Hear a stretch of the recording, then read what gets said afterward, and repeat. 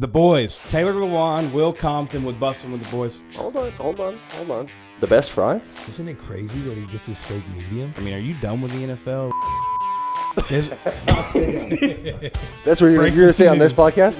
Has there ever been a time where, man, the bus is coming to an end? No words were said, but a lot was said. This is breaking news right now. We'll put it on the ticker.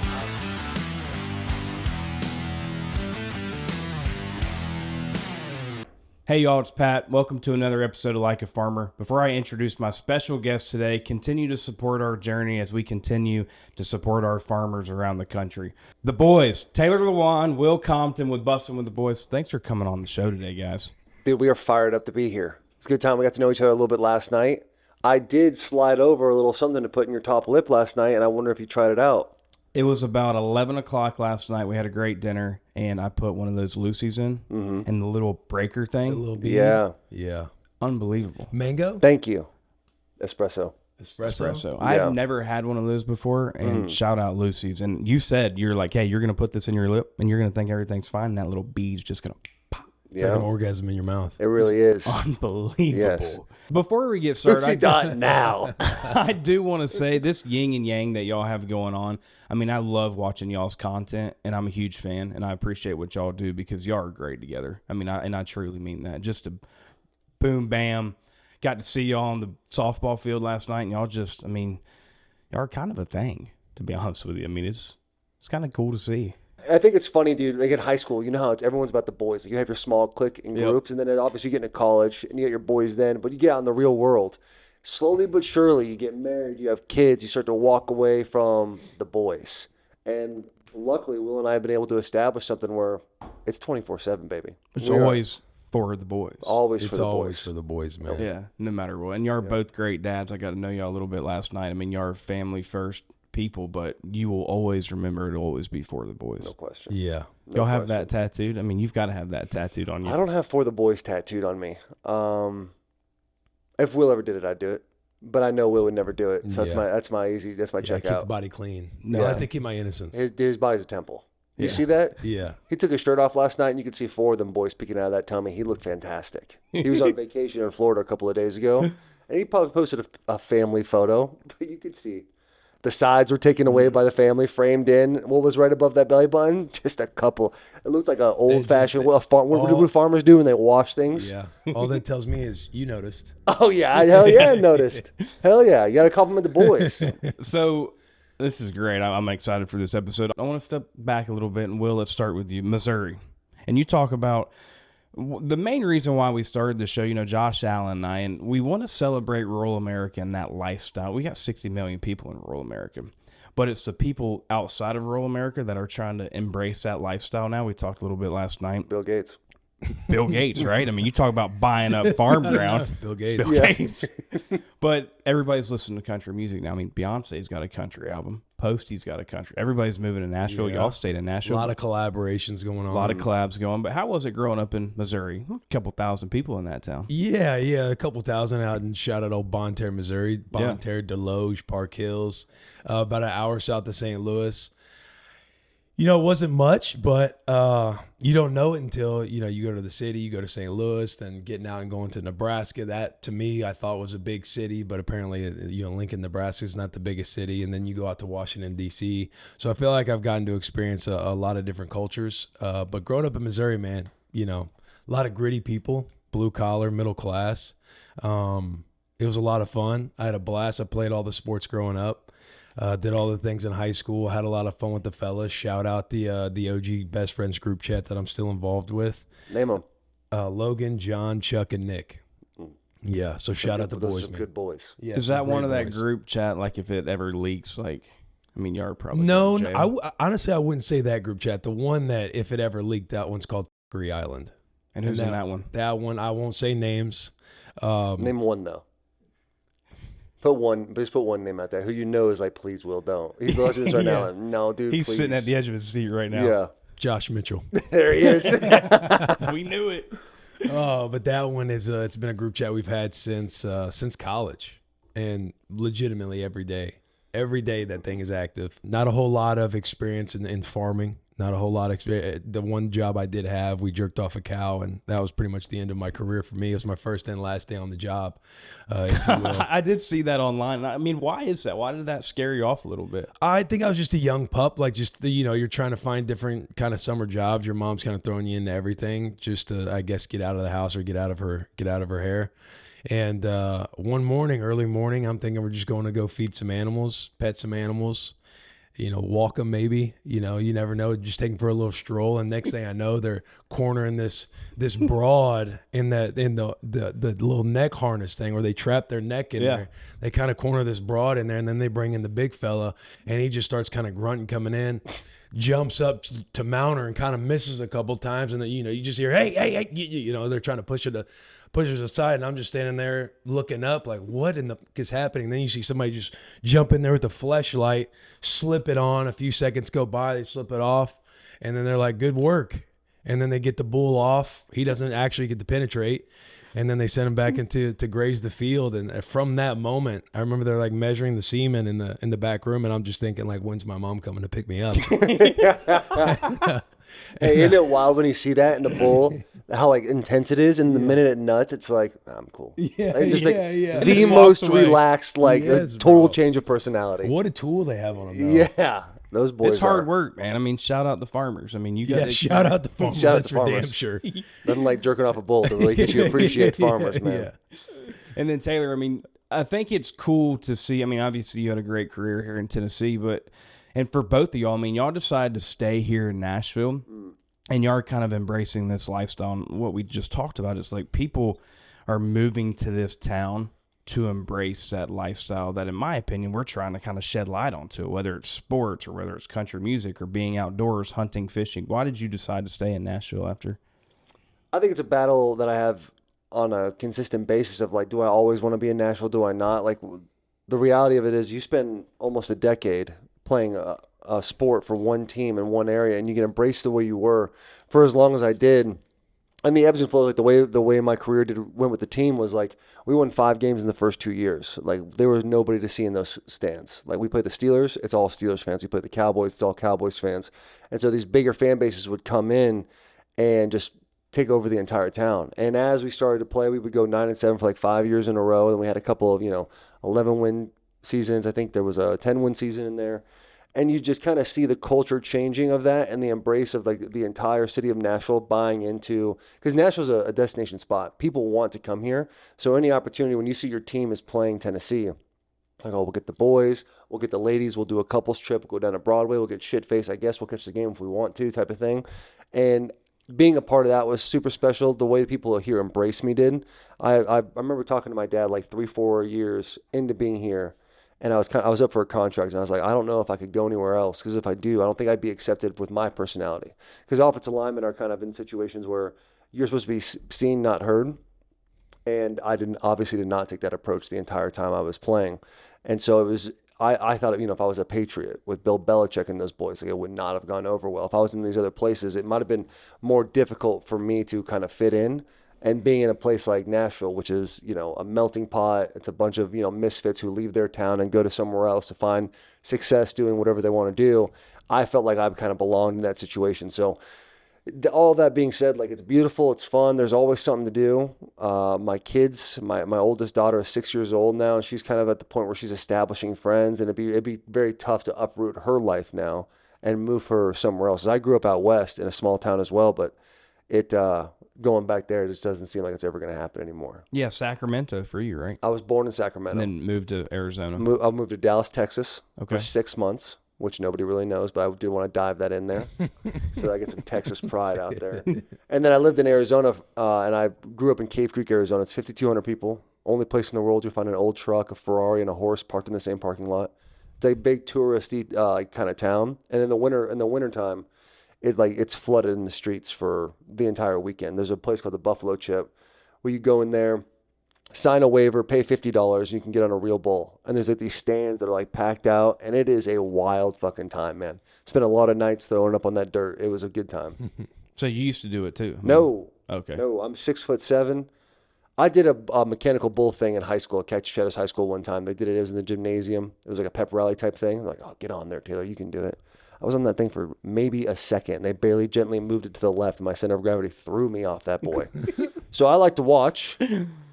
Not the bull stuff, but I like to watch. Doesn't Cape Creek get up to like 100,000? Yeah, in a weekend. Yeah, it gets nuts. The parking's insane. The town itself won't allow any franchises, so it's all mom and pop shops. They try to really keep it a small town vibe. A lot of ranches, boarding ranches. Western riding's really big around there, and there's one franchise, one beautiful franchise that came in the '80s that literally there's still a line out the door every time you go there, and that is the Great Dairy Queen. Ooh, can't beat a DQ Blizzy, man. Dude, when any small town in rural America, you're gonna have a Dairy Queen. It's just kind of a staple. You might, Bonterre had a Dairy Queen. Has a Dairy Queen. Yeah. Still? Yeah. I mean, he's not going out of business. No. That might be the easiest investment ever. I'm surprised Hardy stays dialed in as long as breakfast, man. Hardy's breakfast is so good. That is true. Some good biscuits and gravy. Dude. See, out west we call that Carl's Jr. Okay. It's a star, right? It's a yellow star. Yep. I think it's crazy that they rebrand when they go east. That's it's kind of like Checkers. What is Checkers? Checkers and Rallies. Rallies, yeah. See, I don't know. Great French fry. Yeah, we talked about Checkers the other day. Fries. The best, right? Yeah, and they're open till back in my hometown like 3 or 4 a.m. Man, so you slide through there. Hold on. The best fry? Yeah. Checkers, Rallies. You were talking about Burger King having the best fries. Oh my, that's crazy. Gosh. You weren't listening when we did the tier talk. They're like, "What do you think the best fast food fry is?" And I said Chick-fil-A, and then I was like, "But probably if we're talking true fry, traditional fry, Checkers or Rallies." So I said Burger King because I was explaining the type of fry when doing my shout out, no free shout out. I was explaining the style, the thicker medium body style versus a skinny, stringy McDonald's. Gotcha. All right. And I threw in the Burger King has a better fry than McDonald's, and that's what kind of opened up the worms that I'm like a Burger King purist. But that was never necessarily the conversation. I was just using Burger King as the example of the fry of the description. Yeah, like a couple things I took away from Will's statement just now. Got hostile about the Checkers, which makes me appreciate how passionate he is, and now I believe him 100%. And also, I need to do a better job listening in a podcast. That's what I need to do. So that's a nice little 1-2 punch that Will Compton just put on me. So what are you going best fry in the game? Yeah, this is where we had this conversation. I'm not very well versed in your classic fry. Now, when I see a picture of Checkers fries, it's got that good crisp to it. It looks like there's a little bit of seasoning on that boy too. That looks really good to me. Yep. But your generic fry is where I take my name out of the hat when it comes to having opinion. Now we start getting the waffle fry talk, the steak fry talk, the curly fry talk. So what are your what's the best fast food fries? You're doing a lot of the window dressing. I know. Around the Speaking of dressing, that's what really sells the cake for me. If you put some ranch next to anything, I'm gonna sell that bad boy ranch all day long. all day. And if you like blue cheese, farmers, if you're out there growing blue cheese, I don't know if you do that. Dairy I farmers. hate you. Yeah, I cannot stand blue cheese. If it was a human being, I would commit first taking degree. a shot at the backbone of America.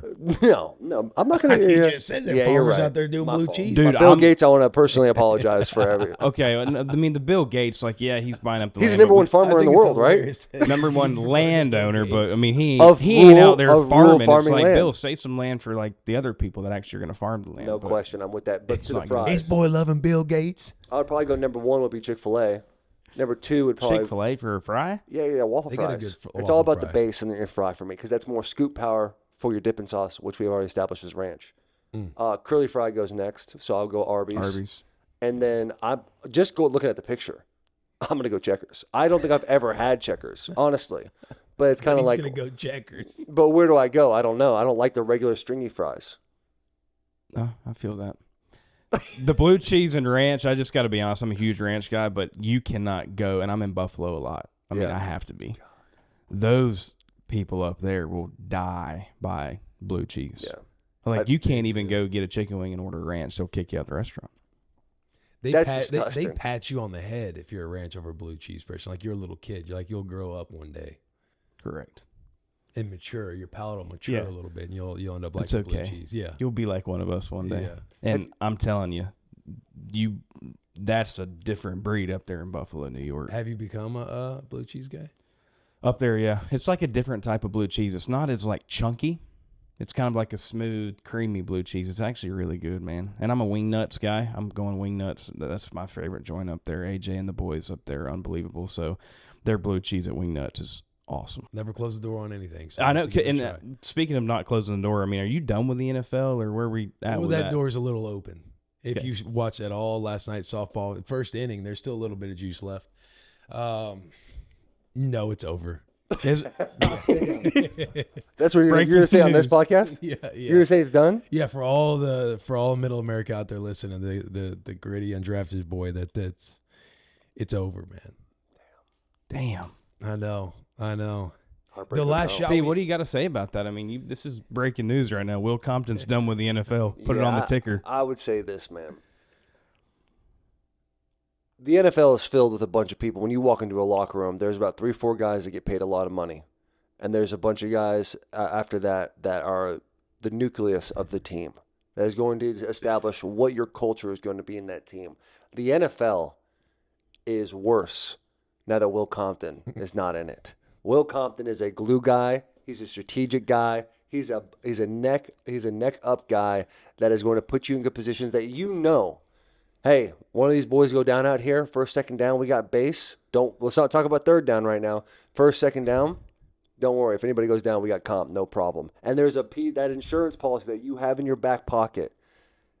There's no better feeling as a coach to have a Will Compton sitting in your locker room. And you know, I appreciate that. Yeah.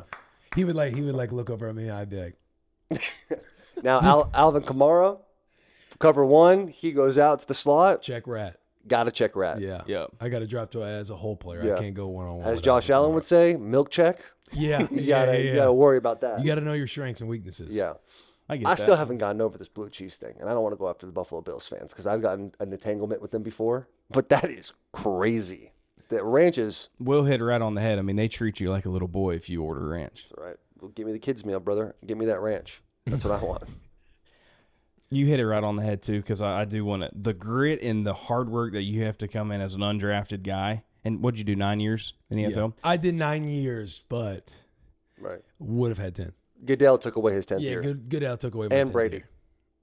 What do you mean? Elaborate on that. Oh, you don't know the story. No. Why don't you sit back, move that Yeah, microphone? how I'll much move time my do you have? microphone too. Go How ahead, much Will. time do you have? So going after my 10th year was going to happen.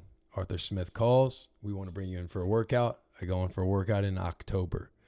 And he brings me up in his office, and he is essentially, I'm paraphrasing, but it's like, if you had a crystal ball, when would you want to sign? Check the calendar. We had our Bussin Bowl in November, Nebraska at Michigan. And I said, we will be fulfilled with all of our Bojangles sponsorships. And I would love to come the week after that. It happened 2 weeks after that, but I drive up at like 4 a.m. to go sign. And we had to make up like a separate agreement, a separate like addendum to the contract that we had with Barstool and Bussin that removes me from gambling, because at the time I had a gambling show, Bet the Bus, going on week after week. Went up. The Moneyball guy was like, here, make these. He kind of red marked some things. Let's change the language here. He changes the language and says, all right, this should be good. I'll send it into the league office. It should be back in 15 minutes. And then we'll have you at practice tomorrow. Signing for year 10. Year 10 was alive and well. Well, we didn't hear back from the NFL office for like 4 hours, and they were like, oh, we'll get it to you soon. And then 4 more hours go by, and I'm in my hotel room, and the guy calls and was like, they say you're way off base as far as being able to play and participate due to the legal, Barstool, the podcast stuff, just because of gambling and the gambling show. Like, I would have to do all these different things, like You'd have to go to rehab and pretty much like divest equity that I've any cash that I've been given, like a lot of hoops that basically took several weeks, and then by that time they fell out of playoff contention, and then it was like, it was too late. It was too late. Damn. So year 10 never happened. Had Will Compton been in that locker room, they would have never fell out of playoff contention. And they were actually playing the Redskins, the team formerly known as the Redskins, the Washington Commanders, that week. That would have been a nice homecoming for the boy. Yeah, Arthur was like, been. you should do a I'm coming home video. And I was excited about it. But don't you find it interesting that the Falcons were in playoff contention, and then all of a sudden they keep me out. They fall out of playoff contention. And Tom Brady Can I give you one more? gets to go to the playoffs. It's interesting that Will Compton was on the Raiders and they made the playoffs and they let Will go. They lose to the Bengals in the wild card round. You might be the ticket. It didn't take that much to figure it out. No. Yeah. Just got to follow the signs. Got to follow the signs. Just put the yarn across. Yep. Start connecting dots. Got your pin board out there, tack board. And see, we're there. talking about this, and you just announced retirement on the Like a Farmer show. Well, I did. Trust me, I did a full press release myself. Oh, so you just kind of shut down the fact that maybe I had some breaking people, news here. people like to keep your tent alive. So I felt like that's what was happening right here. But it feels better to just openly admit that it's done. Going undrafted and honestly having a good career like you did. I mean, every single day, adversity. Your farmers are fighting the consumer every single day, whether, I want organic, or orange juice has too much sugar, or milk's really not that good for you, so we're going to go get some almond milk. Like, what they're facing every single day is why Josh and I started this show, to kind of shine light on those farmers and to support them. Just give me a couple of takes on why y'all decided to come on this show today. Because, I mean, I know you've got the deer tattoo, so you love being outdoors. Stag. Stag tattoo. It sounds way cooler than just to say. You go to Nebraska. I mean, you think about Nebraska, that's a multi-billion-dollar industry in Nebraska's agriculture. Yeah. Yeah, I mean, I think for those reasons, you got Nebraska, you got Missouri. Although I wasn't a farmer myself growing up, just the respect that you have for those people. And you say, like, they're battling their consumers and the milks and stuff. Like, those motherfuckers got to get up at their ass crack of dawn, use their hands every day, put posts and shit in the ground, and just grind it out until the sun goes down. They just make like an honest living at all times. And like we were saying earlier, they're the backbone of America. So I think you tie all that together. That's a big reason. Also, Brandon Mim was shout out Brandon Mim. Shout out B. We've worked with Brandon before, and we have a lot of respect for Josh Allen. And just knowing that you have all of these reasons to come on here, I think it was pretty easy to make that choice, and just to be like one of the boys. Like, we're for the boys. And we know there's a lot of farmers, there's a lot of people in the ag business that watch Bussin' With The Boys as well, that they're driving, whether they're driving to their monotony every day, or sitting on their tractor putting around and listening to the boys, or listening to this podcast. Like, stuff like this helps get them through the day.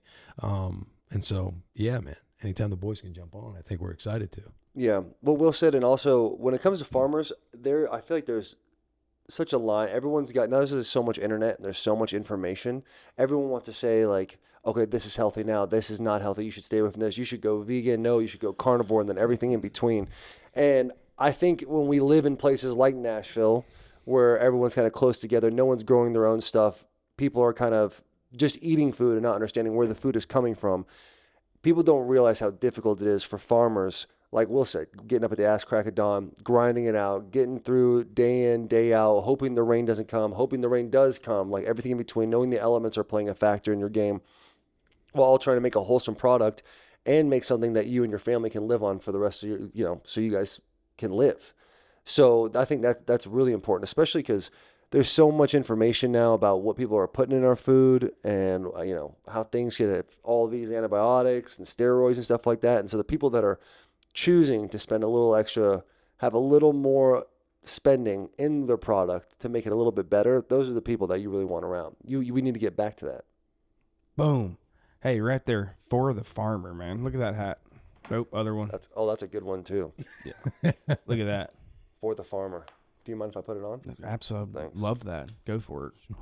Hey, y'all, it's Pat, and I'm back to talk about my great partner, Fresh from Florida. Food tastes better when it's grown closer to home. That's why when you look for the Fresh from Florida logo where you shop, you can rest assured that you'll find the freshest, best tasting, and highest quality produce you can get.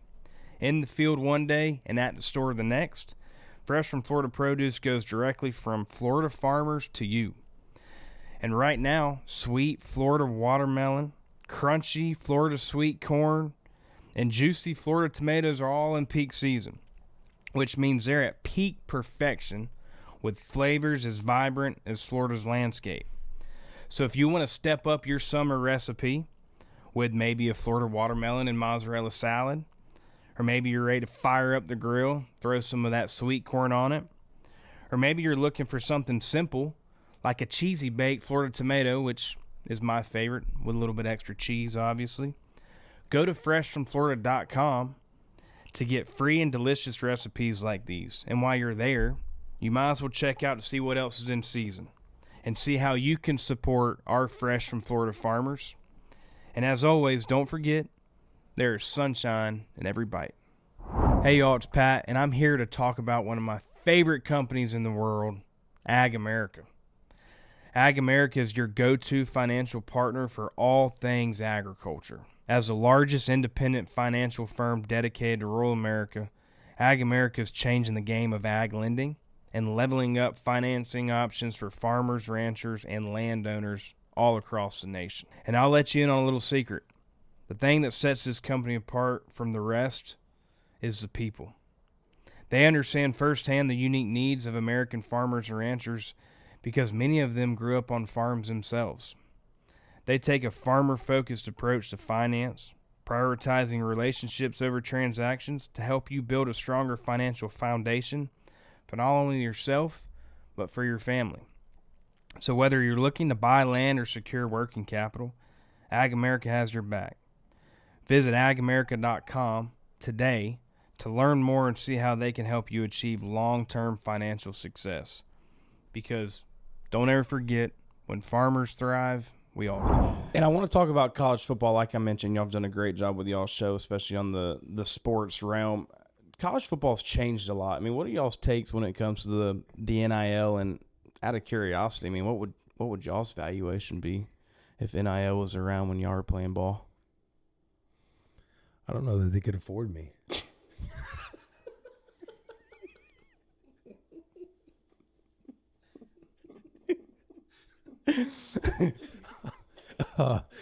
Dude, we've talked about this before, but I mean, NIL, it's just part of the game, whether or not you agree with it, disagree with it. I think it's here, it's going to stay, and kids are going to get paid a lot of money, and you hope the kids do the best job of surrounding themselves with the right people so that way they can make it work for them and take care of themselves, you know, because, again, only 1% of the collegiate athletes are going to go to the NFL, and so they have an opportunity to make money while they're playing and while they're in college. So you hope they handle that well.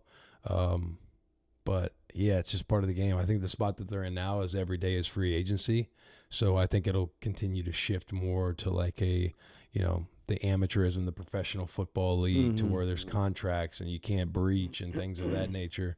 But again, it's already here and it's going to continue to trend that way. It's interesting when it first comes out, the old man in you, back in my day type talk. Because when Will and I played for the NCAA, for it to be legal, they could give you a bagel, but they couldn't give you cream cheese. There were all these like crazy rules which you could and could not do. You could go and I would get $1,200 for a rent check being on scholarship, and my rent was $550, not including utilities. And then you're trying to grind it out the rest of the month. And there's a sense of camaraderie with that when it comes to college football. Like all the boys are on the same playing field as far as like how much money we have. Obviously, there's a couple outliers. A couple of the boys got some rich parents that throw them a couple extra bucks. But for the most part, everyone's kind of balling on a budget trying to figure it all out. And then you get into this, and I think it's great that kids are getting paid more money because you always want, if you're playing a sport, I hope you make money. I hope you're able to, you know, eat and buy the things you want and do all those things. But it is definitely the Wild West right now because there's really no rules and regulation. They're kind of figuring out. So they're just kind of throwing shit at the wall and seeing what sticks. To me, it's like if you know, you get these guys with good financial advisors, you get them to understand what it's like to have money. They're not going to run into so many issues because I think what's like 80% of athletes file bankruptcy 5 years into leaving the league. So that might go away a little bit. And then contractually having guys so they can't just jump back and forth. If they're going to pay you 7 figures, there should be some sort of language. It's like you have to be here for 24 months, 2 years, or 18 months, whatever it is. So I think as we go, there's going to be more lines drawn and more rules put in, and then eventually we're going to get to too many rules. You know, it's obviously always going to do this like ebbs and flows of too much, too little. Yep. But finding those those sweet spots of like that middle, where everyone's kind of winning, and these kids are actually being able to grow and learn. Because if you gave me some of the money those kids are getting, I'm dead in a ditch somewhere in Ann Arbor, Michigan. There's no shot that an 18-year-old Taylor is making it through college with any more money than I had in my pocket. What would have been the first thing you bought with your NIL check in college? Xbox 360. I don't know what I bought. What would buy? I mean, for me, it legitimately been your gaming setup. Yeah. TV, you're getting the best fucking TV. Oh, dude. You're going to But Best they always Buy. do, like- You're going to Best Buy thinking, like, hey, show me the best one. Don't even worry about the price, brother. Yeah. And they just lick their chops and be like, we got them, boys. Yeah. Get the new Xbox, also the PlayStation. Get the best futon in the game. Yes. You know what I mean? Yeah. Tempur-Pedic futon. Yeah. A nice little slit in the middle so it can go into that couch no problem. Mm-hmm. Yeah, that's a good pick. I want to do that. I would do that too. Yeah. Good job. Will. That's a setup in college, right? Yeah. No doubt. Big ass You're grinding TV, it way out. too big for the room. Yeah. Like yeah. a 60-inch flat in a Yeah. 200 square foot room. Yep. That's a win. Dude, throw a popcorn machine in that dorm room. Oh my God. Yeah. That's a nice throw in there. That's a really nice throw in. Yeah, futon, Xbox, PlayStation, popcorn machine, biggest TV you can find at Best Buy. Dude, in the Maybe. dorms, the guy across the hall from me, his name is Jack Greenlee, and he had a Nintendo 64, and that's all I Nice. played all of college. Super Smash Brothers, GoldenEye, Star Great Fox, games. just all time. Great games. Just living in the past for a little bit. It was so much fun. Don't have to put a whole lot of thought into it. But you play Super Smash Bros. You ever play? Yeah, super. I mean, I did it on the 64 though. Yeah, Nintendo 64. Yeah. Absolutely. That is to me, that's the best game console of all time. 64. It does get a lot of love, a lot of callback too. Yeah, I a feel lot like of callback. People enjoy It's it. like a core piece of growing up. Right. My gaming console story. So as y'all know, I mean, I don't know if y'all do, but Josh Allen was on the cover of Madden. Yes. So Yeah. That was So the that- past year. So Josh sends me the game, and I was Xbox. Josh sends me a PS5 game. Appreciate that, Josh. So Mom, for Christmas, she surprised me with a PlayStation. I'm like, hell yeah, hook it up. I'm playing solo, but I want to go online. I want to play with the boys. Yeah. So I go online, and it says your account's been suspended. I'm like, well, I don't have an account, so because I'm just now going online. Call PlayStation. PlayStation's like, yeah, give me the serial number on the back of the console. So I give it to them, and they said, yeah, this console's been stolen. Your I'm mom's like, a well, my thief. mom just got it for me for Christmas. Yeah, this thing's been stolen. So now I'm calling Mom on the phone. She's like, I got it from Walmart. Like, I'll show you the receipt and everything. She got it from Walmart. I guess somebody had stole it, traded it in, got a new one, so now they can go online. But, the jack that got their PS5 can't go online. So, Do you hear? How old are you? 31. You could have told that same story and you wouldn't know if you were 8 years old or 31. Yeah. Great. I call my mom. Like, no, this ain't I have a stolen. receipt right here, honey. Don't worry about my that. mom got this for me for Christmas. Yeah. So I call my mom. She doesn't know. You think about a guy going through that much thought to go steal a PlayStation, trade it in, and get a PlayStation that's legit. That's good crime. That is. That's well thought out crime. That's well thought out. I hate saying that out loud, and I know the farmers are hot about that right now. But that's a well thought out crime Why are they the only ones that are hot about it right now? because that's your demographic, right? Yeah. We're for the farmers. We're for the farmers, and I know the farmers are listening, so I want them to know while they're driving in their dope Chevy Silverados on to work that I hear them. I know they're listening, and I know you're fuming about that, but we got to tip the cap to some nice crime. Why do you just assume that the farmers are driving a Chevy? I mean, it's the most Well, if they're- durable, yeah. reliable, gritty truck on the market. And if you're worth your salt, you're going to get in a Chevy Silverado. And know that when you wake up at the ass crack of dawn and go to sleep at midnight, that Chevy's always going to work for you just as hard as you work. Oh, spot on. Yeah, I mean, y'all if are you- checking off the sponsors on this Yeah, show. like, look, if you want to go flashy, there's things out there for you. You want to go full on comfort, there are things out there for you. But Right. if you want performance and if you want something that performs as well as you do, you're in a Chevy Silverado. There's no question. You see the ZR1 Will's got out there? ZR2. Excuse me, ZR2 Chevy's got Will's got out there? I like it. It's fantastic. That was the first comment he made. He's like, I like that truck. I was like, Nice. I know you do. Yeah, hell yes. Take a photo of it. It's a cool guy. That's what we need Have to your mom drive. buy it for you. And honestly, we got a sick invite last night. How about Mr. Riley Green inviting all of us out to his farm? yeah, Dude, Riley's the best. yeah. He is the man. I was talking That's a to man's man right there. That's a man's man. Just a specimen of a human being, too. He Yeah. is. And he knows it too. There's no Yeah. question. God took his time with Riley Green. Yeah, He took his he I mean, did. Taylor And Riley was a part of the building process. Yeah. He's that confident. Not a whole lot of ass. Like you want to get some squats in because I was trying to find a flaw. I was like, hey, he doesn't have a whole lot of ass, but everything else. I mean, Jesus Christ. Even when you find something on the boy, like I was analyzing him from afar, and I saw his mustache, and I was like, that's a little too dark for his hair on top of his head. Like something's not matching up there. I was like, I'm gonna get him with this. Hey, you put a little just for men in that mustache? He goes, oh yeah, man, got to. And the way he said it, I was like, no doubt. You've gotta get that shit out of there, man. I'm gonna just trim my mustache today. We were talking about it too. He puts off like, man, I don't like people. Like I don't like talking. Yeah, we talked about this last night. Bro, you love being in the action. Like you love people. Yes, he loves the banter. He loves the boys. He's a guy's guy. He'll be sitting in the. He's a cool guy too. He was sitting in the booth last night just chilling. Everybody just walking up to him. I mean, he's a cool guy. Yeah. Dude, fuck you, Riley. Yeah. I think I've been on the road with Riley this year a lot, and I think that might be where most of my DMs on Instagram come from. Is like, hey, can you introduce me to Riley? Yeah. My high school coach, he's the special teams coach now for ASU. He called me like 2 weeks ago. He said, hey, man, I never ask you for something. They hit you with the same thing. I never ask you for something, but my wife and I want to go to the Riley Green concert. I wonder if we can meet him. We'll get him a helmet. We'll get him this. And I hate asking friends for stuff like that. So I send Riley a text. I'm like, hey, man, listen, tell me to fuck off if you want to. And I told him the situation. He's like, no problem. Puts me in contact with his assistant, sends him off. So good dude as well. Great dude. Good dude as well. Gotta love that. He's been on the bus a few times, right? Yeah. Yeah. We were talking last night. He's been on the bus every phase of the way. The gravel parking lot, the abandoned church, and now the little shed, the warehouse that we're in. I can't wait till I get invited on the bus. It's going to be cool, man. You're going to like it. Just keep working. Yeah. Yeah. Just... Damn. That was my plug. Daily steps, man. If you're good consistently, you're great. That might be, so that'll be like the peak. Like I just keep working hard and I get invited on the bus. That means I made it. Yeah. Yeah. So that's my goal. Essentially. And not only that, but you're behind the 8 ball because your boy Josh, he never responded to my message on his invite to Beer Olympics.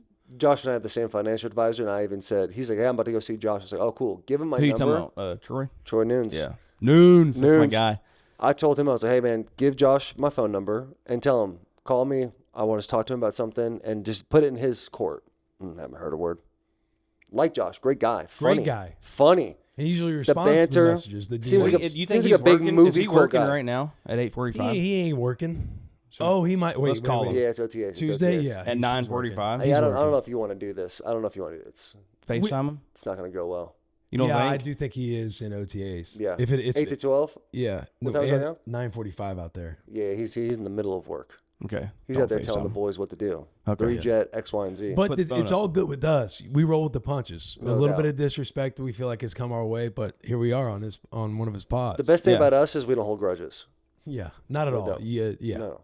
He'll hear about it for the rest of his life, but we do not hold grudges. yeah. You We can don't hear do it on that. our voice.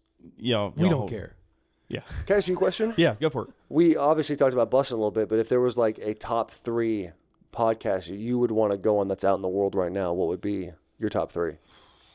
Just to collaborate, get the brands going, reach more farmers.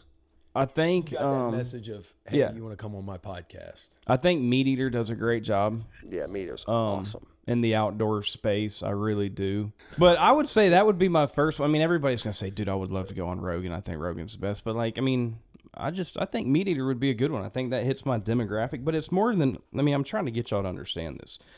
I'm not just sitting here talking to farmers. I'm sitting here talking to everybody to just understand, like, in every single aspect of your everyday life, you're dealing with agriculture in some facet, whether it's putting on your clothes, whether it's eating. Like, so I'm just trying to shine that light. Like, hey, this is a group. We do a great job, just like we did last night, supporting veterans and first responders and policemen and firemen and women. It's like we're missing the boat on supporting the people that feed us every fucking day. Like, I lost an uncle to cancer, man. I fight for cancer every single day that I can because I've lost people close to me to cancer, and we celebrate that for a whole month. But like, why isn't the SEC doing just a week to support the farmers? I mean, they're not getting paid shit. I mean, they're out there working 24/7. Like, why do we not have something in these billion-dollar industries that are supporting the farmer? And there's nobody doing it out there.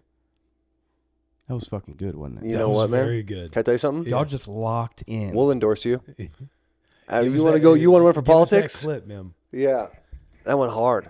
You want to get into politics? I've been asked. So my uncle was our commissioner of agriculture in Florida. Now he's the CEO of Ducks Unlimited, and he did 22 years in politics. And I I mean, thought you were gonna say prison for a second. no, yeah, well, Oh yes, I mean politics, prison. I mean, what is there? fine line. Yeah, there.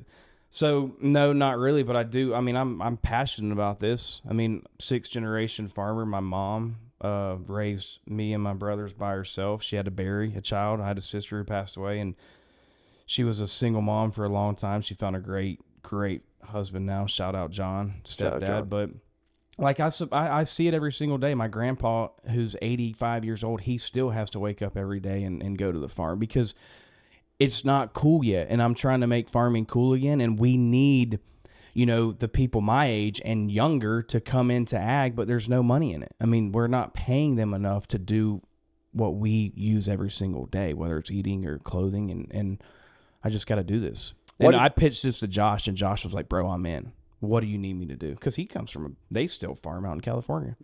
Why do you think farmers aren't getting the love they should get, doing as much as they do for the community, for the country?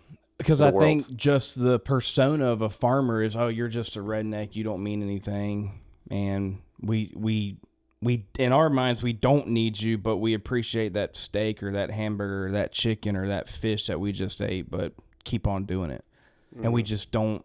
We don't shine any light on them. Like I'm asking you, what's another show or podcast that's like trying to shine light on the farmer? I really don't. I mean, do y'all know? I have no clue. Yeah, I'm not very well versed in the farming game. Same I think I'm one of the issues. Farmer wants a wife, right? Farmer wants a wife. Yes. We talked about that. Yeah, last you're time. going on that show, right? You're going to be the next farmer. No, I'm not, man. Why not? Go find love. We had this conversation last night. Yeah, but I'm not a dating reality TV show guy. I mean, would y'all go on a dating show? No, absolutely No. not. Taylor would.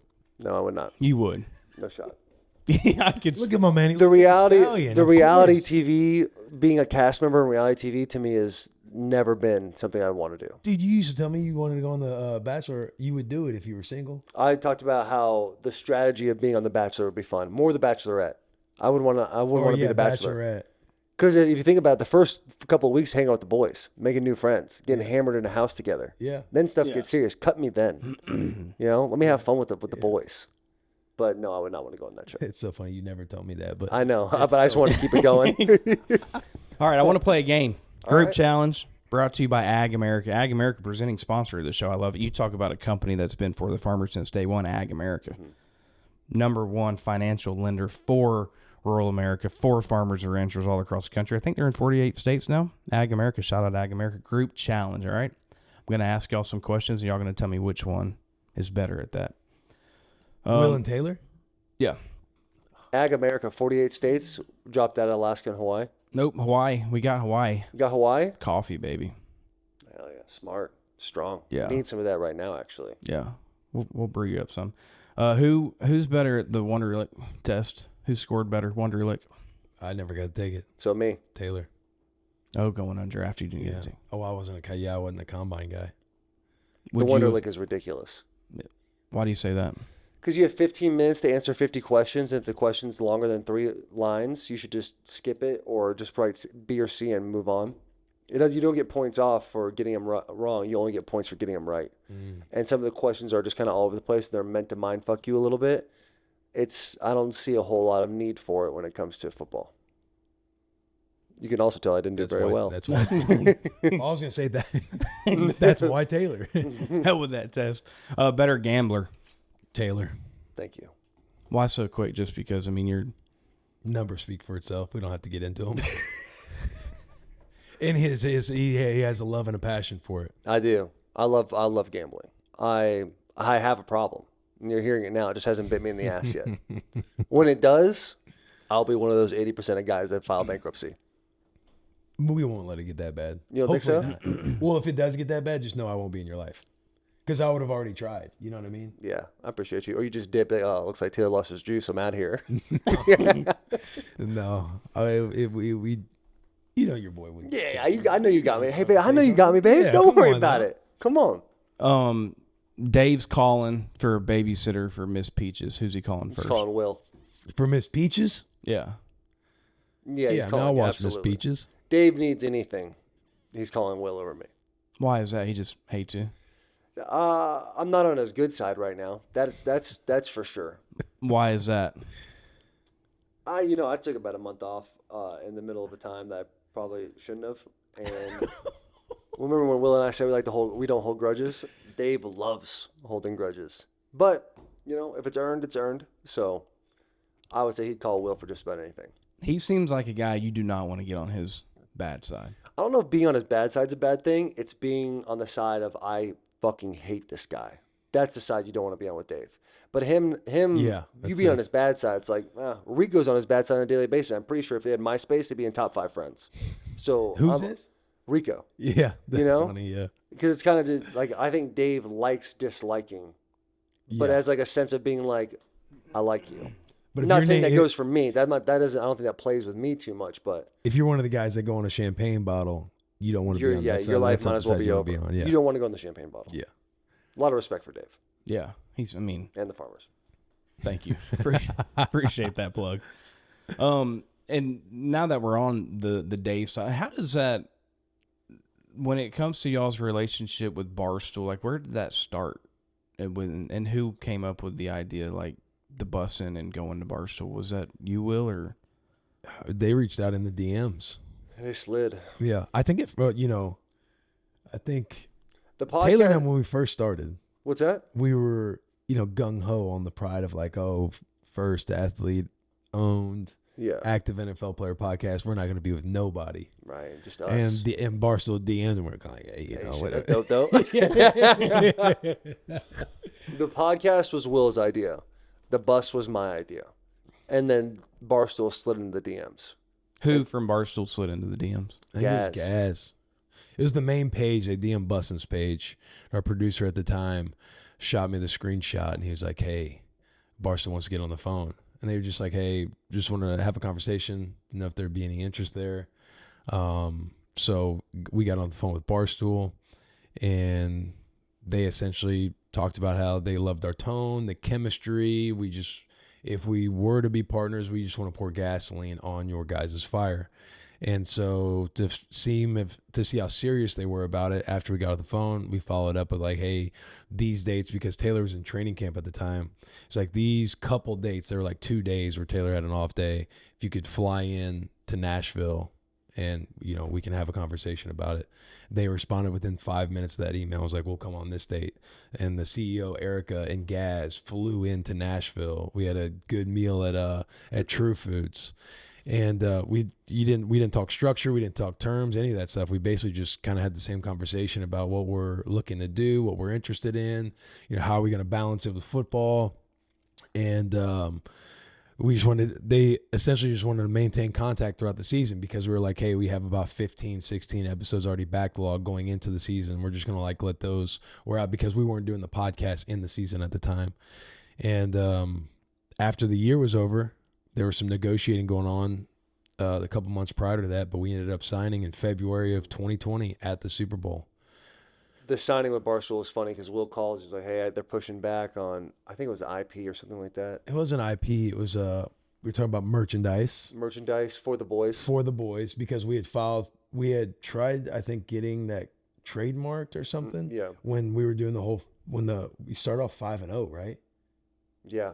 Yeah. We're trying to get shirts made and everything else, but I want to say Barstool either grabbed it right around that time, that same week or a little bit before, and so we couldn't get it. So one of our things was like, if we're going to make merchandise and stuff, like who do we get to have our merchandise like when the deal is over? It was something small like that. Something small. And so Will calls me, and I'm like, let's go to Barstool tomorrow.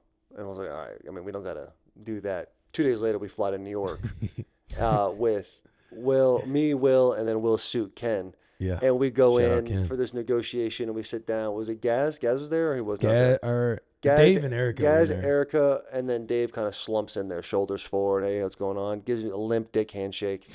And we kind of were like, this is what we want. We want for the boys. We want to own our IP. We want this. And Dave just goes, all right. Yeah, I don't see a problem with that. Yeah, I don't see an issue with that. And then kind of looks at all right. Looks at Erica, and she's like, yeah. all right, man. I guess we're good then. Yeah, that's cool. Yeah. And then literally that was it. Like I think like a week later, we signed at the Super Bowl in Miami. Yeah. Was it a 2-year deal? I think it was a 2-year deal. 2-year and then deal. We extended for 3 more football Yeah, seasons. we turned down the MG because we wanted to bet on ourselves. Yeah. Which could have been a dumb move. Which actually was a dumb move. Yeah. Knowing now, if you have an MG in place, they have to work for you a little bit. Yeah. To get you going. Yeah. And it was interesting. The first, like the beginning part, you kind of do the car wash and then go on different podcasts and shows. And then they say gasoline on the fire, because that's what Barstool is. They own the internet. And I remember being in Arizona training, and I call Will and be like, they're not really putting gasoline in the fire. I remember the first like couple months was like, what if we made a mistake? But And also COVID hit. Yeah, but I don't look at everything. That was like, I'm looking at this. yeah, because I want to say there were Coors and Chevy was lined up. Yeah. And then those fall through. And it was basically a cluster fucking grind for everybody out there trying to, make everything work. And then a couple months later, man, it started to really take off in a big way. It was awesome. Barstool's been a huge help. And y'all were still playing in the NFL at this time too. Yeah. Yeah. That was when was it? Year 2019. Yeah, 2019. So you guys made the push for the AFC Championship. I was in Oakland. Then we were back 2 quarters together. away from a Super Bowl. The boys reunited in 2020. Yeah. Yeah. The NFL's changed a lot too, man. What are y'all's thoughts on the current state of the NFL when it comes to? I mean, they've new rule changes after the coaches' meetings this year. Got 17 games, maybe going to 18 games. I mean, current state of the NFL. What are y'all's thoughts? I hated it when it went from 16 to 17. Yeah. I thought that was nuts. You And want to stay at that 16 game? Yeah, and you know why they do it? They do it to make more money, which is completely understandable. I mean, they're a business, but it's like, bro, the fight between Monday and Saturday to get right for a game on Sunday is so underrated. It's like the farmers of football season. Just you have to do it, but it sucks doing. And then once you get to Sunday, no one thanks you for how hard you work to get there. It is so difficult, and there's only one bye week. It all depends on how the coach structures and handles padded practices. And so you get to week 17, 18. You get on the back other side of week 10. Yeah. Yeah. You get around week 9, 10, there you can't really see the light at the end of the tunnel. Week 7, 8. Bless. Week 4. Anytime yeah. Week 1, you're just like, oh my God, dude. It's a very, very difficult game. The injury rate's 100%. No game you walk out of that you play significant snaps in, are you going to be like, yeah, I feel good. Right. Yeah. Something always hurts. I mean, y'all just played a softball game and y'all are hurt. Feel terrible. Yeah, I feel my knee hurts brutal. so bad right now. Yeah, feet, knees. What did y'all leaving Nebraska, leaving Michigan, you're not going to play in the NFL. Like, what did y'all want to do if y'all weren't going to play ball? I would have got into coaching right away. I I think football coach. I didn't even think about it. You knew you were going to the league. Yeah, my first meeting at Michigan, I sat down and like, hey, so what do you want to do? I was like, I want to be eligible because I'm going to the NFL. I'm like, well, statistically, I was like, no, I'm going to the NFL. I got super lucky, but there was never a plan B. When I was almost ineligible in high school because of my grades, I was like, okay, I'm going to do construction. That's what I'm going to do. Go lift things, move it around. I didn't have a whole lot of talents, brother. Just a really good security guard. It's just a unit wanting to play in the league. And Yeah. if you weren't going to make the league, security That was guard. it, man. That or a life of crime of stealing PS5s and trading them in at Best Buys to get new ones. iPods. That did not That's the bode well for direction me. Mom went to. We'd like to take a minute to talk about Blue Otter sunglasses. Blue Otter sunglasses are the shades of choice for country superstars like Luke Combs, Cody Johnson, Riley Green, and Hardy. With Carl Zeiss scratch-resistant lenses, Blue Otter has partnered with Ag America to create the Like a Farmer frames, which benefit farmers and ranchers in rural communities. 10% of each purchase of the Like a Farmer Blue Otter sunglasses goes to Ag America Giving. Go to blueotterpolarized.com and search Like a Farmer. You can also go to likeafarmer.com and click on merch. We have breakfast, which I'm fired up about. Where y'all going to I can't breakfast? fucking wait. Stay golden. Fire spot. Is it? Yes. They do this thing at Stay Golden, though, where you ask for the steak medium, and they go, we just do it medium rare here. And you think to yourself, just put it on there for 30 extra seconds. What a podcast to bring that up on. Isn't it crazy that he gets his steak medium?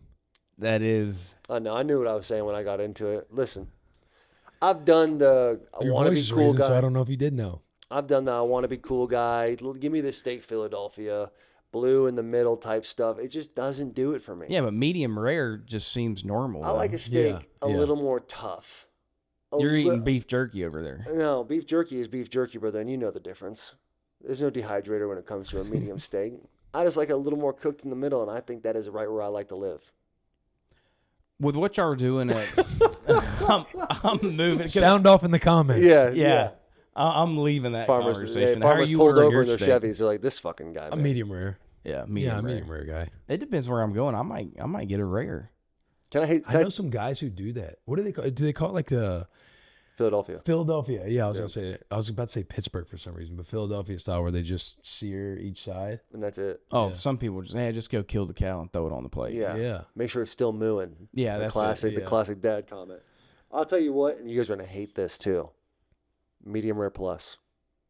I don't hate that. You don't? No. I catch a lot of flack for the plus every once in a while. Well, I mean, it's like a bougie way of saying it, but there is sometimes sometimes depending on the restaurant you're at, you've had so many different steaks to where, if you're getting medium rare, sometimes it's a little more rare than you like. So some people will just go medium because they ultimately will get a medium rare or vice versa. So I think people try and get more specific on, hey, I like medium rare. I also like medium. Don't do the extreme either way. I'm saying medium rare plus to really tell you that it needs to be cooked to this level. So I don't hate It's a great that. explanation. I don't hate It that. all depends on how much you're paying for the beef. I mean, if you're going to a restaurant, you're paying, $60, $70 for a steak. You say whatever you want. What's the best cut of beef out there? In America, who makes the best steaks? Ooh, don't cut anybody off. Omaha Steaks, I know they do some sponsoring. Nebraska, in my opinion, probably has the best. And I've eaten beef all over the country, man. Let's go. Let's go. Dude. They don't just do corn, Hey, huh? this is a shout out, no free shout out, subtle plug, but they take care of the boy, and I absolutely love, bro. You have to try Diamond J Wagyu steak.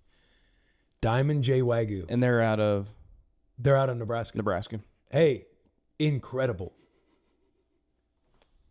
Shout out. Incredible, bro. Yeah. But I always like one of my favorite things is like knowing you for so long. When Will tells you something, he goes, "Hey," that's when you know he really wants that shit to sink in. Shout out, no free like shout out. Yeah. Diamond J Wagyu. Hey, Diamond J. Like you just got. He wants to make sure you're paying attention. Yeah. Yeah. Since y'all have been, busting with the boys, what do you think was y'all's moment like, oh shit, man, we made it? I mean, because I've looked at, the first time that I really saw your stuff, you were dating the Jeffree Star guy. Farmer, by the way. Farmer. Yeah, Jeffrey farmer. As a ranch in Wyoming. Have you been out there? I haven't. No. Never But- got the invite. But what was the moment in y'all's opinion like, dude, we got some here? That was not the moment, if you're wondering. I do really like Jeff, actually. He's actually cool. But I don't really know. Have you had a moment where you're like, yo? There was one moment last fall where we were in Nebraska and we were at this bar called Jake's. And they gave us like this little area and we're kind of like above the rest of the bar and people are just losing their fucking mind. And we've had a couple drinks and I just remember Will and I were like in the back going to the DJ booth to demand one more song. And we kind of looked at each other like, yo, this is sick that people just know who we are because we talk on a microphone. Yeah. That was a really cool moment. But there's been a lot of cool shit that's happened and you're like, I can't believe because of this we got to do that. Yeah, I don't know, man. I feel like it's been a combination of stuff. Like we were just out in Charlotte doing Dale Earnhardt, the Dale Jr. download. I mean, that right there. Yeah. It's like, yo, Dale Earnhardt fucking Jr. Yeah. I can't believe we're out here doing his podcast, him wanting us to come do his podcast. We've gotten to meet some sick people like Shane Gillis, Bird and Tom. Keep out of them off with me. No, that's it. Did y'all, when y'all got the call to come on this show, were y'all like, shit, No. we made it? Oh, no, yes. Brandon sent such a begging type text message that it was kind of just like you didn't really have a moment to soak it in. It's just like, take it easy, man. Yeah, we'll do the podcast. Yeah. We feel bad for this guy. We need to come on the show. Shit, Brandon. Oh. I think the best moment is some people hate this.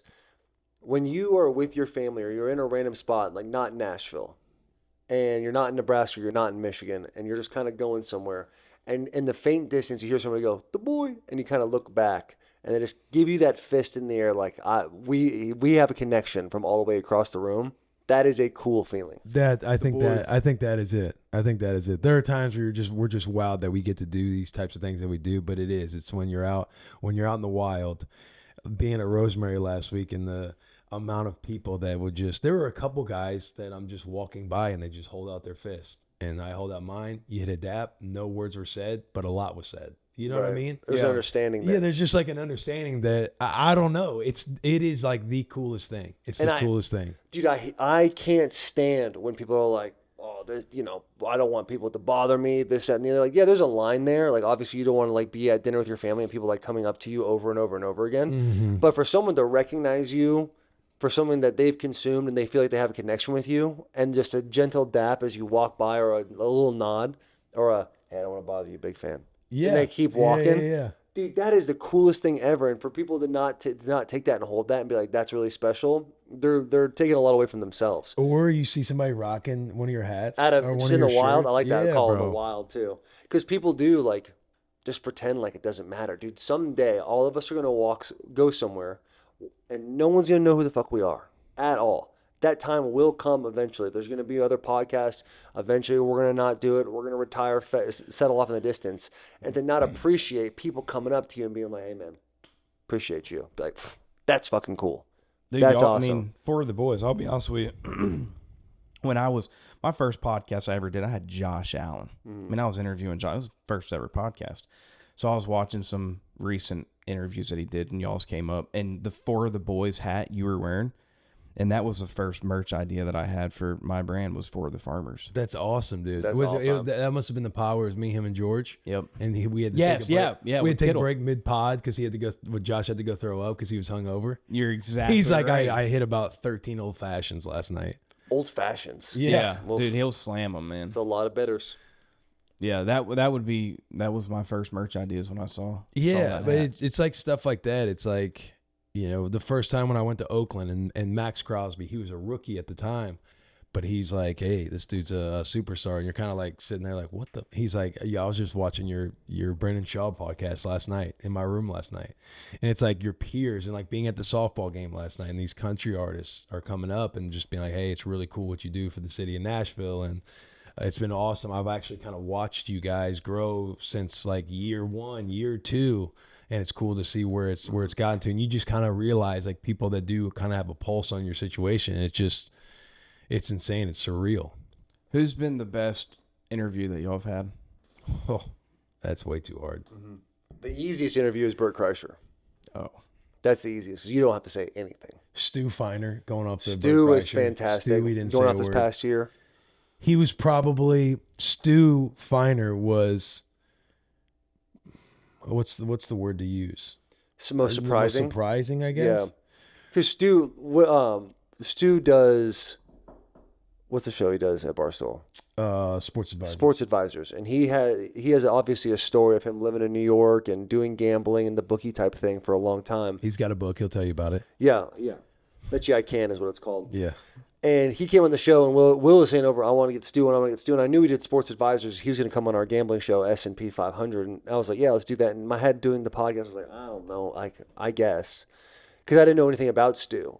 It's one of the very few podcasts I sat there, and I was like just so entrenched in everything he was saying because he said it in such good detail and followed like the timeline chronologically so well that he sucked you in. You're like, yo, this could be an absolute movie. Yeah. I thought that was the most surprising from probably had lower expectations than I should have, and I was blown away. Right, because when you're looking at guests and everything like that, there's a sense of like, the name and their storytelling or their story, like how good could this be? And Stu, he would get on me every time we were in Chicago together. Just a wonderful human being, and you've heard through the grapevine, like Two for the Money, that gambling movie with Matthew McConaughey and Al Pacino. It's called Two for the Money, but it was apparently based around Stu's life. So I listened to him on Spittin' Chicklets, that podcast, and he was kind of telling the story and going through a story. And he's so good at storytelling, and he just has a way with words that it was like, we got to get him on the pod. And that one has been bigger than anticipated, I would say. Storytelling, in my opinion, I mean, that's my favorite part about this job. And we've had some great people sitting across from me on this show, and I think it's one of my favorite things to do. And the country music artists, like you've told me, I mean, those have been some of my favorite episodes. Yeah. It's like we're sitting here saying Stu. We're saying Stu. Yeah, it's just recency bias because we had him on the fall, and doing it. What are we going, year 5? Mm-hmm. We're going on year 5 now. Yeah. It's just there's so many good ones. Like we had Jelly Roll on, who just came out today, actually. Yeah. And anytime Jelly sits on the bus, it's like the coolest thing to me is like how our relationship with Jelly Roll started. Because the first time I heard about Jelly Roll, I was getting my truck done, and I was getting some tires put on a little leveling kit. And this dude who's doing my truck's like, "Yo, you're a new podcast. You should get this guy Jelly Roll on, white rapper." I'm like, "No, like I don't listen to rap really. Like I know there's one white rapper to me, and that's Eminem, that type of thing." But I didn't think much of it, and so kind of said no.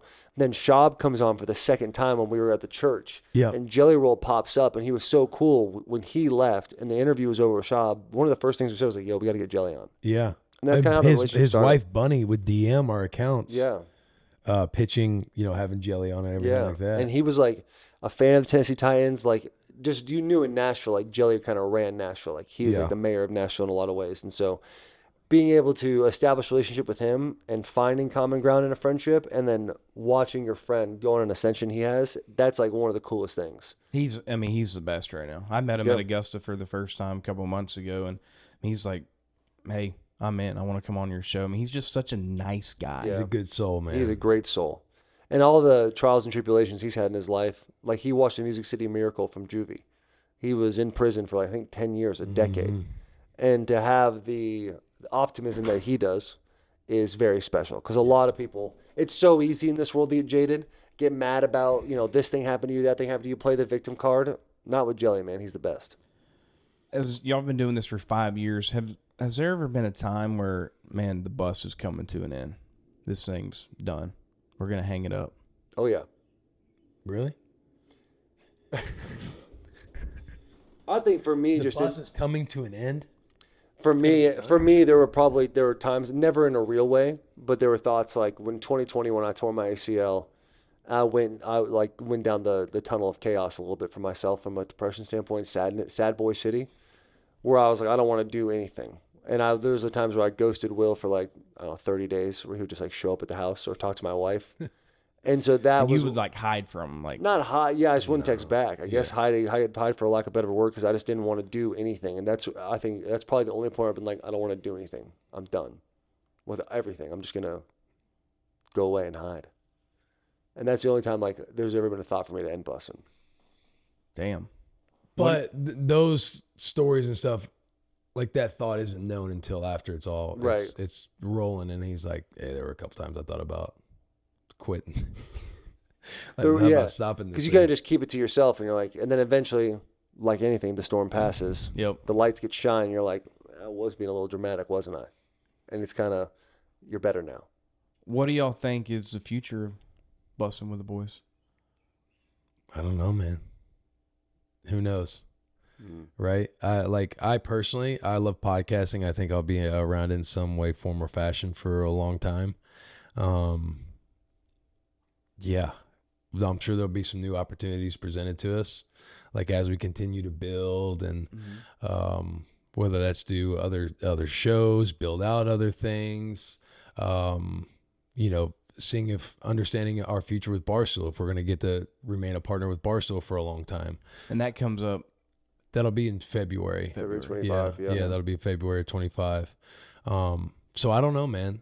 I know right now we've thrown so many different things at the wall these last couple of years, especially this last year with, juggling our weekly schedule. Last year was, we did Bussin' on Monday, Bet the Bus on Tuesday, S&P 500, our NFL Gambling Show on Wednesday. I'd go to Chicago on Thursday. We'd be on the road for our fall tour Friday, Saturday. We do a spring tour. We've dabbled with training camp tour. We've done live shows. So we've done a lot of things. Some things take the energy and the bandwidth out of us. We've dabbled in even the music world with bus stop sessions at one point in time. And so we've thrown a lot of different things at the wall, and it's figuring out what things could be great, what things we want to spend time doing that kind of fills our creativity and our fun and enthusiasm and being around each other all the time. So I feel like we've learned a lot over the last year of things that we like, things that we don't like, things that we should do different.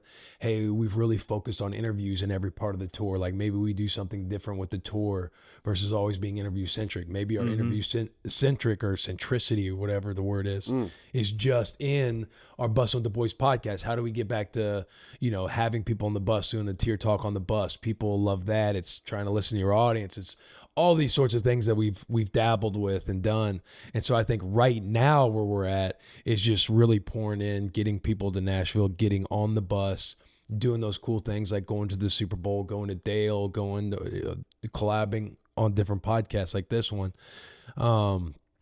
I think that's kind of what we're focused on doing at the moment in time, and like really building that or feeding that organic base that we've kind of amassed over the last few years. Yeah. Y'all kill it at the Super Bowl. I just got to tell you. I mean, especially this past year, when y'all go to the Super Bowl, I mean, it's great content. And I appreciate that, man. Thank you, man. It's unique that, I mean, Will and I have had this conversation so many times, how when we started the bus, we had no idea this would come out of it, like it would become this big or anything like that. So to know what's going to happen or what we're going to do, we've had ideas and thoughts that have come and gone, but really it's like, life has a way of kind of showing itself to you as you just kind of keep going. Those new opportunities will definitely show themselves. Yeah, because it's just about capitalizing. Yeah, people chime in. Have you guys ever thought about doing a daily show or going more than once a week? We've done twice a week before. Brandon remembers.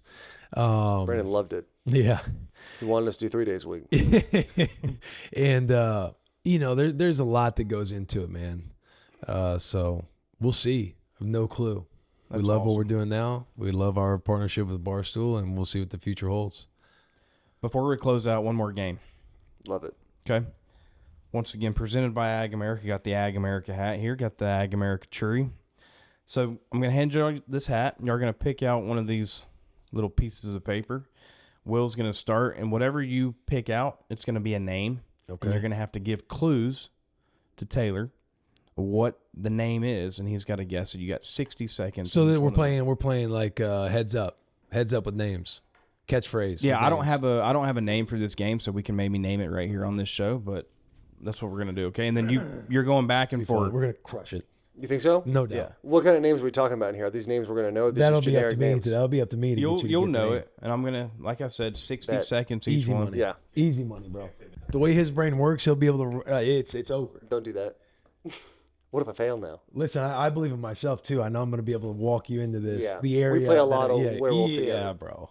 All right, 60 seconds each one. Ready? Whenever Tell me you when to go. go. Michigan Heisman winner. Charles Woodson. Desmond Howard. Yep. St. Louis rapper. Country grammar.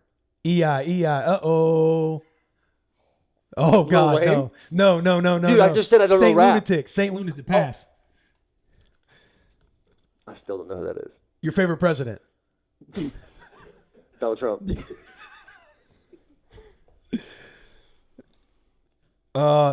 Legendary coach at Nebraska. Tom Osborne. Yep. Your favorite left tackle at Michigan. Jake Long. Favorite coach for the Chargers. Harbaugh. Yep. Running back has the biggest piece I've ever seen. You know it. Amir. Yeah. Amir Abdullah. Yeah. That's it. You're done. Let's go. Okay, I'm so glad we got that one. Biggest right, piece I've ever seen. That's 6. No, you got 6. One of those is missing. One we had to yeah, pass. One we had to pass. What was that? It was Nelly.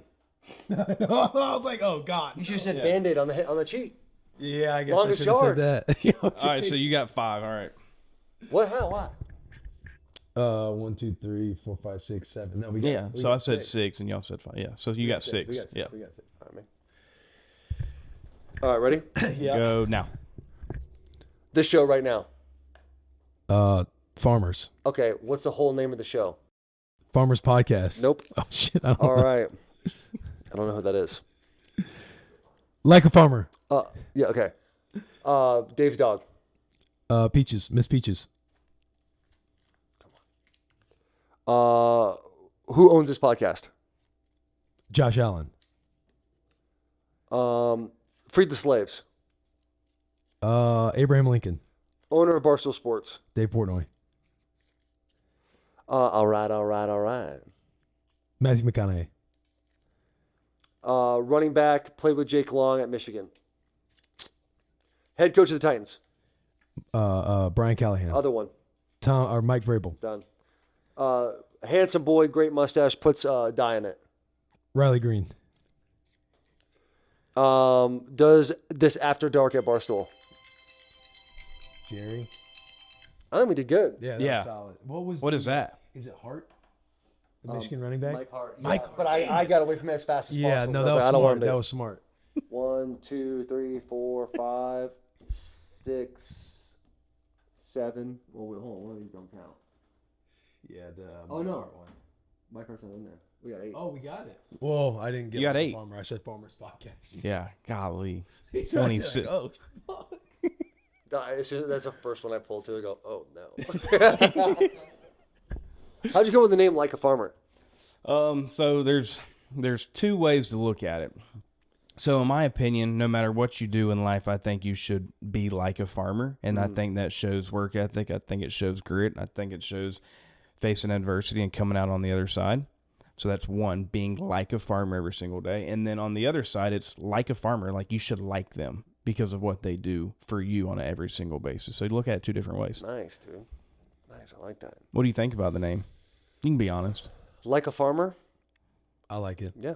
I'll say anything wrong with that. You just saying that? No. No, I like it. I'll keep it at I like it. It's one of those things where I think to myself, like, as this thing grows and gets bigger, you definitely see it becoming like more of that name that feels cooler. You get kind of the cool factor. It's like we started Bussin With The Boys. I mean, I think his wife kind of shit on it. You can say her name. A couple people say her shit on name. it. Yeah, Talon Lewan shit on it at first, and a couple people did. And you kind of feel insecure about everything that you're making. And now that it's not cool until it's cool. I think it's the same thing with Like a Farmer. It's like I hear it, I'm like, oh yeah, like I like it. Doesn't like jump off like, oh, that's a badass name. But in time, as the popularity grows, it's gonna seem cooler. And then I'm like, yeah, Like a Farmer, that's a badass name. Do you think the name Meat Eater is cool? I think it's all right, yeah.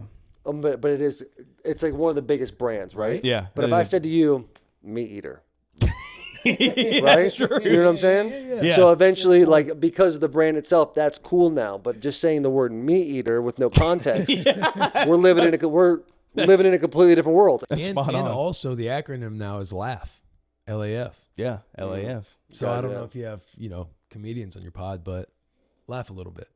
I like that. Damn.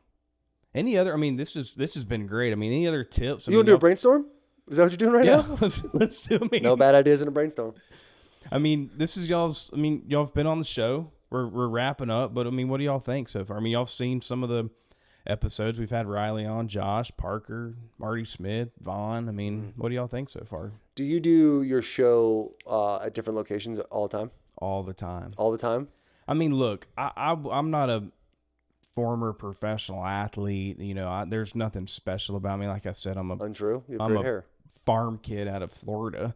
So I have to come to the people to come on the show, which is fine. I mean, Parker came to me, which was awesome. Shout out Parker. Love that guy. But yeah, I travel around. But people want to see, people want to see Riley's farm. People want to see Josh's mansion in Buffalo. Like, people want to see those types of areas. So yeah, I'm going to them. I think you're well positioned being that route. Taylor and I dabble with travel and the guests too, which we don't mind doing. We like doing. We still think they'll be good, but there's a fascination of always being on the bus too. So you need to get people to Nashville, which is harder than when you can just kind of pick up and shotgun and go on the road. I think you're positioned well because you're going to these guys. I don't know if you have a vlog series, but I mean, Like a Farmer, you go to these people's farms, you can vlog and create content there. Right, because there's one thing to talk about it and paint a picture for people, but when people actually see what farmers do on a day-to-day basis, that just sheds more light on it. Yeah, so maybe like a farm tour or something. Yeah, farm tour or something like that, but Josh just like Allen's spice it family up. farm. Yeah, bring somebody. Like take Riley Green, go to a farm, blah, blah, blah. That way you're bringing the factor of, oh, Riley Green's in this. Josh Allen's going to a farm. Go to Wyoming. I'm sure they have a lot of farms there with him. Go see the campus. This was his old locker, and now we're going to go check out this farm. Yeah, or maybe you hunt with Riley Green. You hunt with Meat Eater. Yeah. Yeah. Riley You do all invited these us. things that kind of lean Never into think of all meat that eater the stuff. same again, are you? No, that was a great take. One That thing, was a good take. There what really was. one thing that'd be cool is if you are traveling around a lot, obviously your backdrop always changes. Maybe there's like a neon sign that says "like a farmer" or something that when people see Neon it, sign, just like ours. yeah, there's just something that says like when they turn on the show without seeing the title, they know it's your show because of what's around you. I like that too. Taking notes over there, B. That way, Maybe no it's matter something what, too, like what does a farmer always need with them, no matter where they go? And maybe you're hanging a couple of those things around. Lucy, Farmers do need their nicotine. they though. need their nicotine. It's a stimulant. Focus. As a matter of fact, I have the benefits written down. Fill some space, Taylor. Yeah, I think here's the deal with Lucy, man. You can go and you can do bait tobacco all you want, but at the end of the day, if you want to help out a guy who's just grinding away trying to prove his father wrong, Lucy's where you want to go. Go ahead, Will. Neuroprotecting, suppresses appetite, increases metabolism, increases motivation, and decreases negative emotions. Improves focus, attention, and mood, and relaxes the skeletal muscle. That's Boom. from Dr. Andrew Huberman. I'm telling you, when that little bead kind of hits you, you know it too. Yeah, dude. Orgasm in the mouth. Yeah, you do. You know it. You know it. But have a little something, dude. Maybe like a horseshoe or a piece of leather that's branded. Make a brand. A laugh brand. Yeah. LAF. Like on the side of that hat. Yeah, look on the side of it. LAF. Yeah. Yes, just like that. Yeah. And then put a little sign there, leather, put it in yourself. Not everyone knows when they come on the show. You see the brand, you know where you're at. Welcome to Laugh. Let's have some fun. It's like some Yellowstone shit right there. The brand. Yeah, hell yeah. Yeah. Each guy has to get a brand. Oh, yeah. Dude, fun story about that. So in high school, my first 3 years I was in Catch a Shadows up in Cave Creek. And then my last year of high school, I went down to Scottsdale, Arizona and played at Chaparral High School. And I had this group of friends. We called each other the Sexy Six or the Dirty Half Dozen. And so we had like a Roman numeral 6, the whole thing. I leave, go to Chaparral. They kick me out of the group. They say, you're done. Like, we don't want you around anymore. You're a traitor, essentially. They all got a wire hanger one night, got drunk, and they all have brands. I still don't have a brand to this day, and it hurts me. So maybe your boys need brands. Maybe Brandon is the man he says he wants to be. He's going to get the brand. Yeah, we'll get him branded up. I appreciate y'all coming on the show today, man. I mean, this has been He great. hears some of your storytelling, and he's just like, this dude. Yeah, next question. Anyway, man, it was great to have you guys on the show. Seriously, like, this has been the cool thing about starting this show. It's not people coming on the show that are, born on farms and understand farming. It's people that respect farmers and want to be in tune to that lifestyle. I mean, y'all have been doing a great job getting country musicians on the show, and maybe you'll have a farmer on the bus one day. Who knows? No question. But I appreciate y'all coming on the show. Thank you, man. It's been a Appreciate you. blast. Thanks for having us, dude. This has been cool. Will Compton, Taylor Lewan with Bussin With The Boys. Continue to follow along on this journey. Like, comment, subscribe, share. Do whatever you got to do to be like a farmer.